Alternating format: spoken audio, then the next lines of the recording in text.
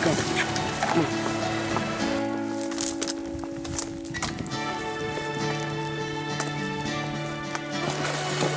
Let's go.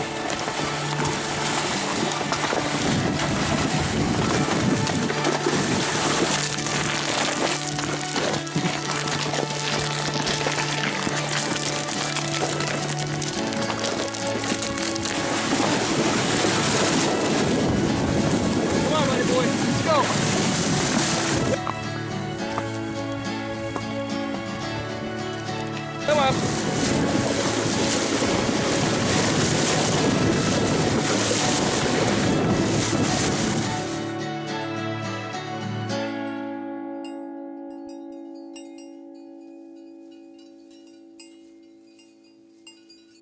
Alright. That fog sucks. Fog's been plaguing me for cracking up with the video camera. There was a video camera fogging up and it's the sky. And then I just had the Canon DSLR out and it just pooched. Video screen decided to go on holiday, so that camera's out. I was like, altogether, 8,000 bucks of cameras, bid it. It's last under 2 weeks. The Canon will get repaired, but the other one I just replaced with that camera right there. So, but anyway, it's November 21st, I think, and took the 1 day off to get caught up on a bunch of stuff. The emails are piling in. Like the emails are just pouring in, man. It's endless. And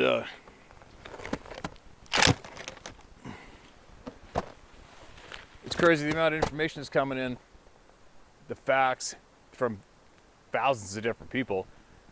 I think it'll help people understand why I'm doing this. Again, I'm gonna not babble about it, but it's just the various points that come from different people, high-end security clearance people to regular everyday Joe delivery truck drivers. It's the same facts coming forward, the same ones that are facts that we just can't wrap our heads around. But they're there, and it's happening. There's nothing you can do about it. It's fact.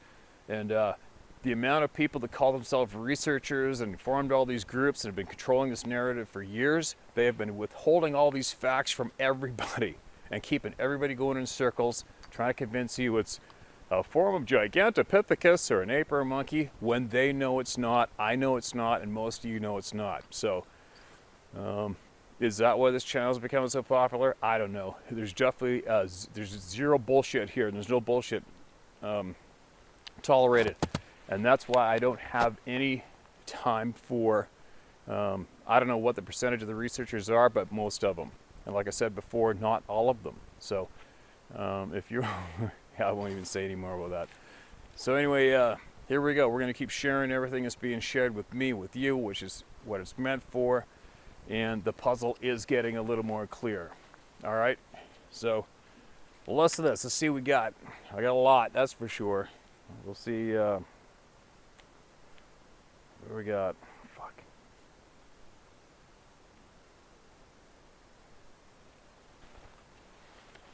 Okay, listen to this one. Hi, Steve. This paragraph is just for you. However, feel free to share any of the info contained in it if you like. And you know what? If I got the green light to share with any of you, right, I'm going to read it and I'm going to share it. It's not up to me I don't decide what gets held back from all you or not, or delivered, okay? If somebody sends me some information they want between us two, well, I got to honor that. But he said let her rip, so I'm going to read every single word of it. Now listen to this.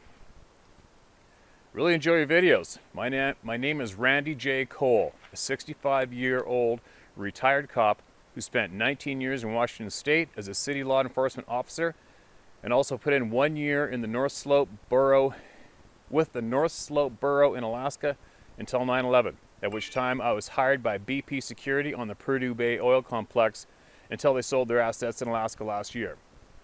I served 4 years in the USAF with a top secret crypto clearance as a Minuteman II missile maintenance member.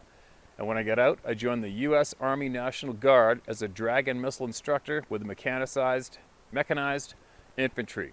Listen, I was asked by David Plaitis to be in his next film project, and I agreed. Then this virus bullshit hit, and it has been on hold or scrapped. If you feel it necessary, you can contact him and ask if you can read the story as a courtesy. It has been out there for a while on some radio paranormal type of shows, so I'm guessing it'll be fine. I never thought that my experience was related to Sasquatch until Art Bell, Coast to Coast Radio, read it to a scientist, Colm Kelleher, who was one of the lead investigators at Skinwalker Ranch when it was owned by Bob Bigelow. Art asked him what he thought I observed in 1989. His response surprised me when he said it sounded like it was the same thing his team members had seen on the ranch. An orb floating off the ground with a being inside, which basically crawled out through an opening and walked away. He described it as a Sasquatch type of creature and called it a dimensional being. At the time, I called bullshit, but I've gotten used to the idea and now I accept it. Anyway, Steve, sorry for the long email. Like I said, you can read this paragraph as well, but I just wanted to give you some background. I know the call thing I saw a light walker. Oh, I now call the thing I saw a light walker. And then we go on to the email. All right, now listen to this. Hello, Steve. This is my story. Not really Bigfoot related, or is it? The more stories I hear involving orbs and these beings, the more I wonder. Feel free to read this story and by all means use my name. On a cool summer night in the city of Issaquah, Washington, in the year 1989, I was a patrol sergeant on night shift with a squad of 4 officers. The night had been uneventful until approximately 3 a.m. Myself and an officer I will identify as John responded to an alarm at a business located in an exclusive shopping area known as Gilman Village. It is made up of older homes and buildings that were moved into an area near Issaquah Creek, connected by a wooden walkway. Gilman Village is a very popular shopping destination for tourists and locals alike. I, as a police officer, enjoyed walking through the complex while working night shift for the exercise and to window shop at the many interesting stores. Receiving alarms at the different businesses throughout Gilman was common, and most of the time uneventful. But on this particular night, there was nothing common or uneventful about it. John and I responded to the alarm at a business which was then called the Levy Coat Factory. We performed an outer perimeter check of the building and found the front door ajar. We conducted a check of the interior and found nothing disturbed. Dispatch made phone contact with the owner, who decided to respond. He determined he had not shut the door properly. The building was secure, and John and I returned to the parking lot located on the northwest side of the complex. This is the area where we had parked our patrol units. John and I stood outside and carried on a conversation in the dimly lit parking lot about 60 to 70 feet away from the buildings in that portion of the village. The buildings were to my left and to John's right. Both of us noticed an unusual movement near the eaves of one of the buildings. It was a ball of light, about the size of a cantaloupe, moving slowly from left to right, following the area just below the eaves. The light was bright but soft. We started at the light until it disappeared around the south side of the building, and to me it seemed as though it slipped into an envelope and was just gone. Goosebumps prevailed. Officer John and I looked at each other, eyes wide open, each asking at the same time, "Did you see that?" What we had seen was strange enough, but nothing compared to what we were about to witness. While we stood and talked about the strange event, our eyes were once again drawn to the northwest corner of the same building, only this time it was the lower corner. A perfect ball of white light, approximately 1 foot off the ground, floated around the corner. The ball was about 4 feet in diameter, and once again a perfect sphere. The thing that made me speechless was what I observed inside the sphere. Walking upright was, for the lack of any other word, the silhouette of a being. The arms swung back and forth, and the hands were turned with his fingers pointed to the rear. As the sphere progressed along the side of the building, it made a right-hand turn and went behind the bushes that grew in between the sphere and the parking lot. The light was visible through the opening of the bush, and it was very clear that it was not being projected. While the incident was occurring, John and myself could not move. It was like our brains were not able to comprehend what our eyes were looking at. As I recall, at least a full 3 minutes passed before either John or I could speak. To put it lightly, we were terrorized by the unknown. This event changed the way I think and look at stories by others claiming encounters with the unknown. John refused to talk about the event and left the department the following year. I lost contact with him until 2009, at which time I asked him to describe what he had seen. He described exactly the same thing. He also admitted that it really had screwed him up, but his family does not support him talking about it. I myself mentioned the incident to other officers shortly after it happened, which I do not regret. But of course, I was ridiculed by my peers.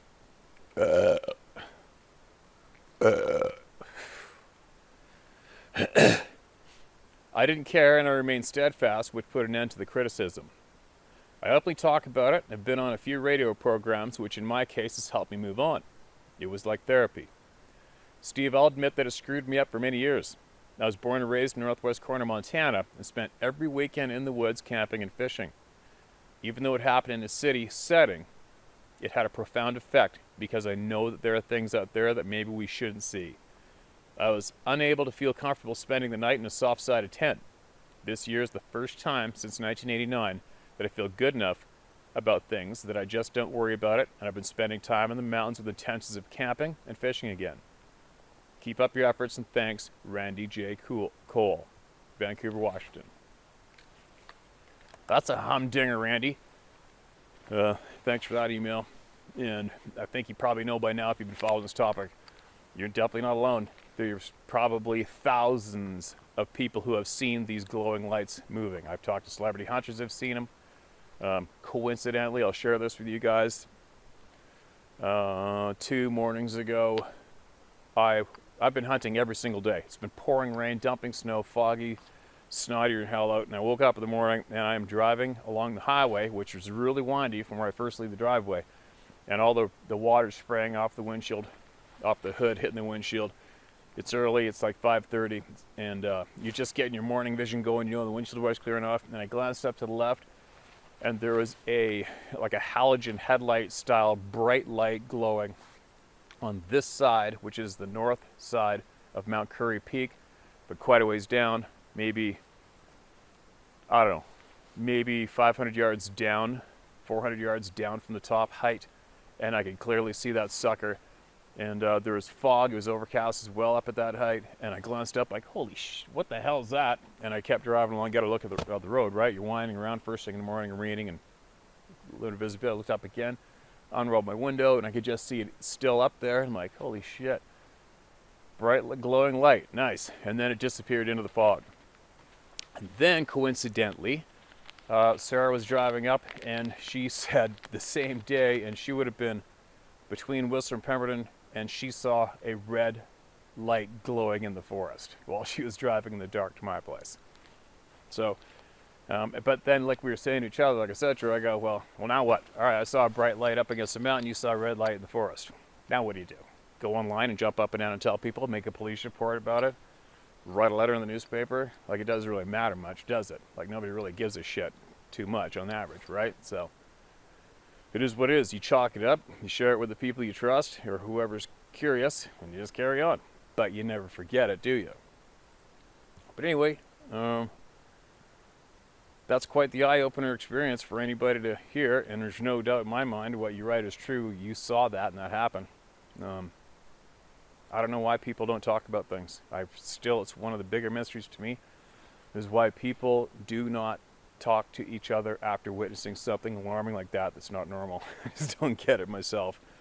I don't get it. Maybe one day we're all going to find out, and the missing pieces of the puzzle are going to be in, and we will understand everything if that's what you want to do. I know the majority of people couldn't care less about a lot of these topics. They don't need to know. They don't have any curiosity. They don't want to know. It might even make them angry because it scares them, and that's fine.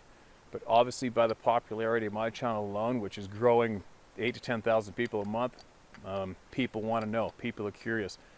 And far more people out there are seeing something that aren't. And I know that I've been encouraging them to come forward, and they have been by the dozens, because this is a safe place, right? And we're getting to the bottom of stuff. My attitude has completely changed on many topics since we started talking about this amongst each other openly, and it continues to do so.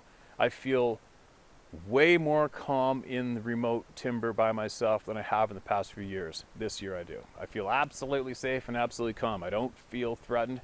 I definitely still have a few things happen each year, but it doesn't make me, want to jack one in the tube in my rifle and take the safety off and walk around like I'm about to be jumped. I don't have that feeling. But you know when you're not alone out there. Anyway, Hope this backdrop's pretty cool. This is up the Sioux Valley, S-O-O, Sioux Valley, between Whistler, Pembina, British Columbia. You can Google that up if you're curious. And some Sasquatch prints were found just up here on the direction from me, that way, about maybe a mile. And they're actually angling down this direction just a month ago, right here. There's a good fair population of moose in the bottom of this valley. There's deer in here, wolves, grizzlies, black bear. And it's a beautiful place. But anyway, again, thanks for sending that email, and I'm going to read out as many as I can today, and we'll get this ball going. Now, here's our camp. Here's the horses. And here comes our first visitor. Full steam ahead.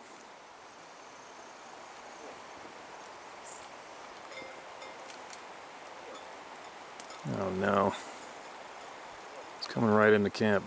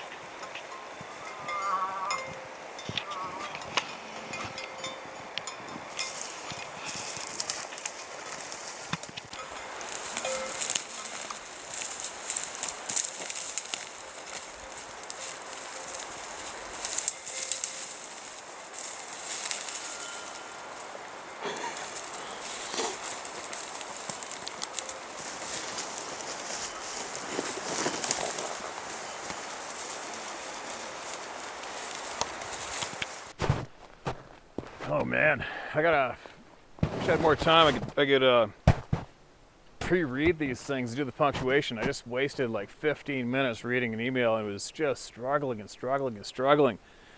No commas, hardly any periods, and no paragraphs. My batteries get burnt up, and it's not easy to get out here. And it can be quite frustrating because time is short and valuable. So I know it's tough for a lot of you, but if you could, just please try to do some punctuation and set up your story.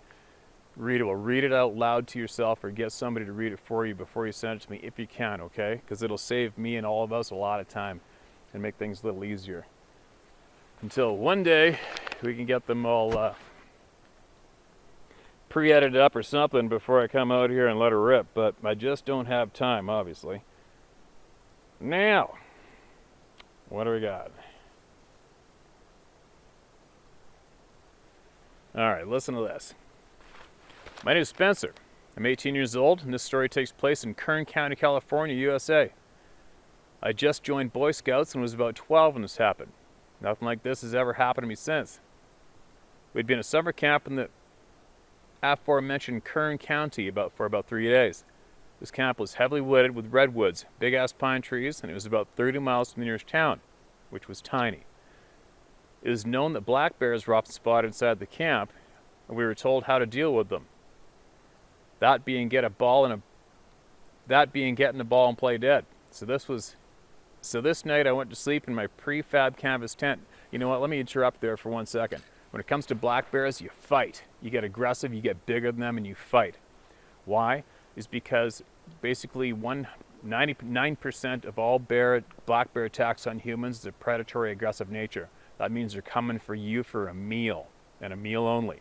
Whereas grizzly bear attacks, they can be anything. You bumped into a sow and cubs, you bumped into a bear on a trail, you bumped into a bear on a kill, and 9 times out of 10 they're going to bluff charge you or steamroll you over and chew you a little bit and carry on. But when a black bear shows interest in you, he's showing interest to see how hard it would be to eat you, kill you and eat you. All right, so all of you out there, never, ever, ever roll up into a ball and play dead with a black bear, ever.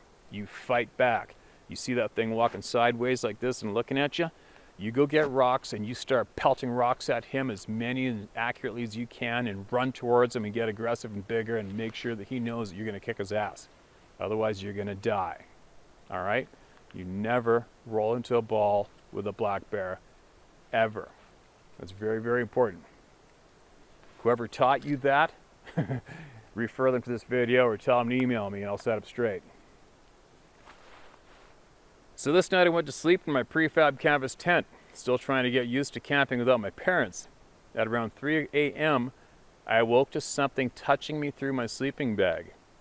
I didn't smell anything or see anything as it was pitch black and my head was tucked in the bag. I did hear a very deep, gravelly, and heavy breathing, and it felt like something, and felt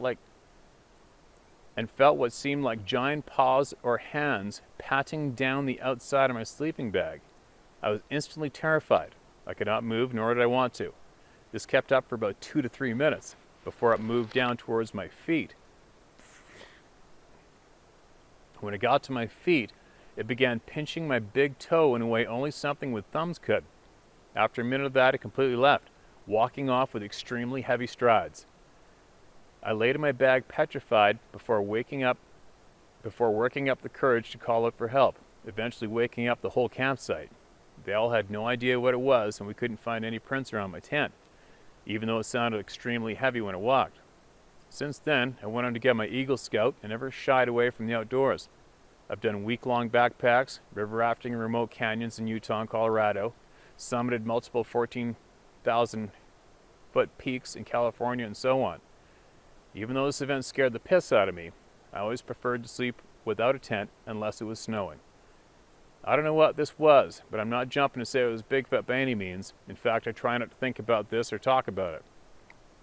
I haven't ever since that night. I only wanted to know if something like this has happened to you or someone you know. I really would like to know what kind of creature was in my tent, as it felt extremely large, or if it was just my imagination. Thank you very much, Spencer. All right, Spencer, well, thanks for that email, and I don't know what it was. I'm pretty sure, like I tell everybody now, you know what things are. Your intuition, your gut instincts. We already know the answers to so much without ourselves actually knowing. You know, our intuition, we know. You know what it was. You already know what it was. You just have to accept it and deal with it that way. If you did not feel it was one of these unknown beings, you wouldn't be emailing me. All right? This wouldn't even be interesting you. You know what it was. And I couldn't imagine the stress of going through that. I mean, I just can't even picture that going down. I've had animals sniffing around outside the tent. I've had a grizzly bear chase me to cabin one time. I've had some hair-raising, alarming experiences with some dangerous game animals, predominantly grizzly bears, a few black bears, cougars. But I haven't had anything like that happen yet. I hopefully it never will happen. I don't envy you, but I wasn't there, Spencer, but I'm pretty sure your gut instincts, your intuition's already told you what it was. All right? But again, thanks for sending that email in. And if anybody out there has a similar experience to Spencer and you want to share it, you know where to email. Tell my story at howtohunt.com or share my story at howtohunt.com and we'll get to it. And there is one story experience locally up the road from me where I know near Birkenhead Lake. There's an outdoor party going on there. One kid went off to lay in the grass just outside of the fire, and a great big huge hand come out of the blackness there and went on his chest and shook him. I heard that firsthand, and that scared the living shit out of him. And some huge trees were getting pushed over in the blackness right beside everybody while they had their campfire and their beers going. So let's see what else we can get out of here.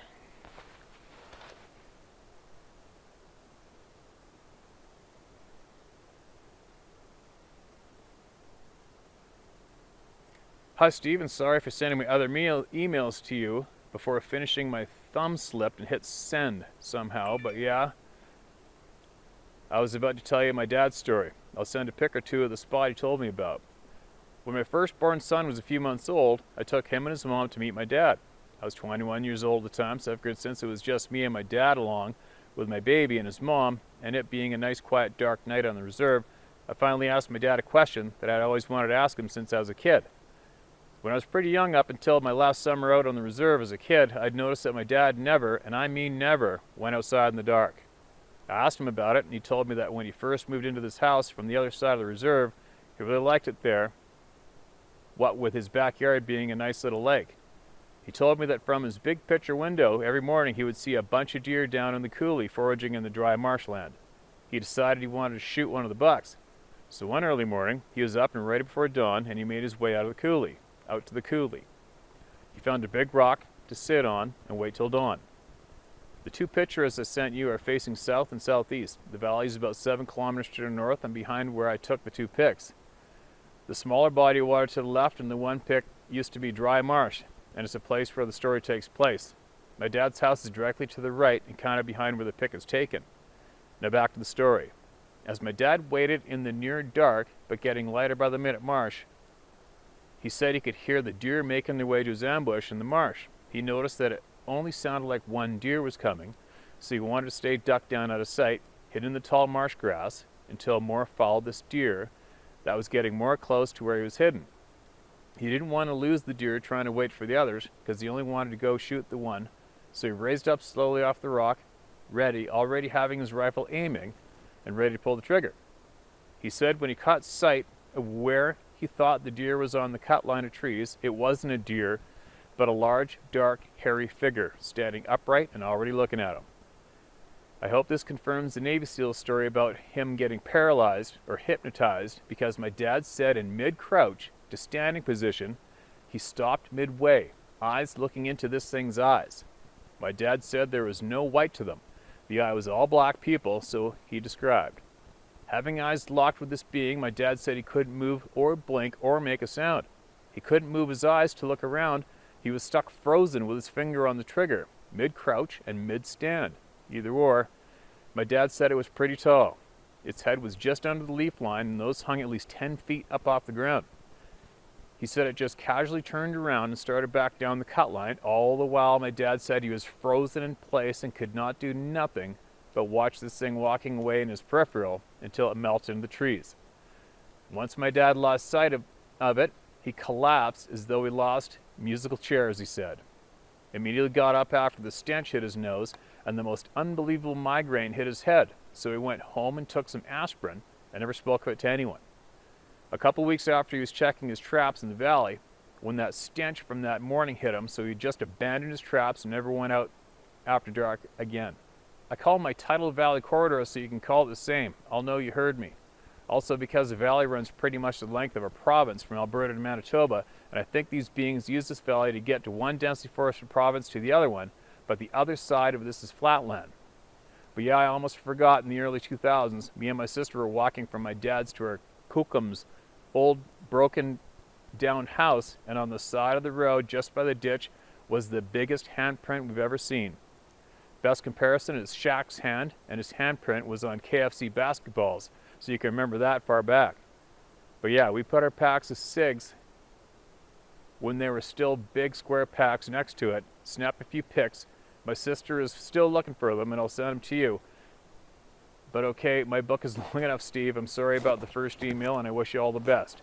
Have a safe trek, safe hunt, and safe time. Have a safe trek, safe hunt, safe time. Have a good day, my friend. All right, thanks, you guys. Thanks for that email. And I'm sure we'd all love to see that handprint photograph for sure. See if you can find it. Go ahead and email it to me, and I'll share it with everybody. And that's a peculiar thing, that so many people are experiencing that same fact of when they lock eyes with these things, they freeze up and they can't move. Their mind's working, but their body just won't respond. How's that for a frickin' skill? If that's a skill, if that's something they can turn off and on to control at will, imagine if we could have that skill. And it's points like that that are basically adding to my puzzles missing for the pieces of puzzle missing for my puzzle of why we are not taught about these things from a young age. I strongly have a feeling that we are not in tune with who we really are, possibly, and what we originally could do ourselves. I have a feeling that might have something to do with this. The more you read, the more you learn, the more you see a clear picture of the bullshit going on with society today and how much we're lied to, and that's very frustrating. But as long as you all keep writing in, and I keep sharing, we all keep sharing with each other, we're going to learn a lot more very rapidly, which we are today, right? And we'll be able to share that with your family, friends, your children, and start turning the shit show around and get back in tune with what we possibly could do previously before we got all misprogrammed by whoever it is that wants us to be misprogrammed, right? Thanks.